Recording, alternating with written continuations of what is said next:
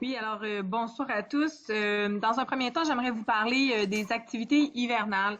J'ai une dame aujourd'hui qui m'a écrit, qui questionnait, bon, la patinoire, les glissades, le ski de fond, qu'est-ce que la ville fait?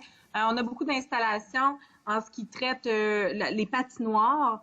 Les glissades, on en a quelques-unes, mais je rêverais d'avoir une glissade au centre-ville en quelque part. On travaille sur une belle patinoire aussi, une belle dynamique une belle ambiance au parc Ronald Beauregard avec le Festival des Montgolfières. Donc, cet endroit-là va être vraiment prisé cet hiver pour les activités hivernales.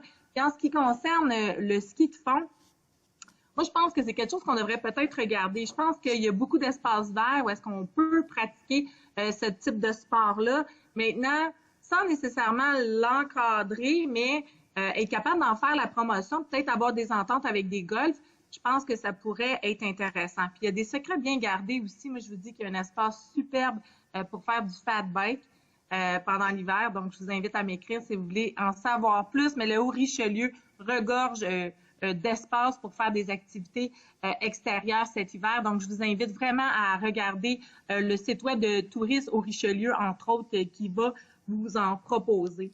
Je veux vous parler aussi de notre milieu de vie. La COVID a fait en sorte que on est plus sensible à notre entourage, à notre patrimoine, notre milieu de vie devient très important.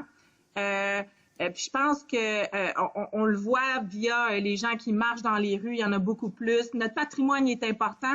Je mets l'accent encore sur l'art urbain. Moi, je pense que c'est important. Qu'est-ce qu'on a fait, qu'est-ce que la Société de développement Vieux-Saint-Jean a fait avec les oasis? Il faut en faire plus.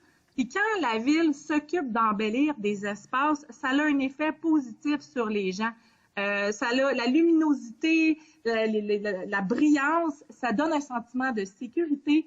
Les gens y fréquentent, les commerçants sont contents, eux autres aussi font des efforts sur leur bâtiment, puis ça, on le voit. Donc moi, j'ose espérer qu'on va faire d'autres oasis comme ça sur la rue Champlain, sur la rue Saint-Jacques, qui sont des axes commerciaux intéressants à exploiter.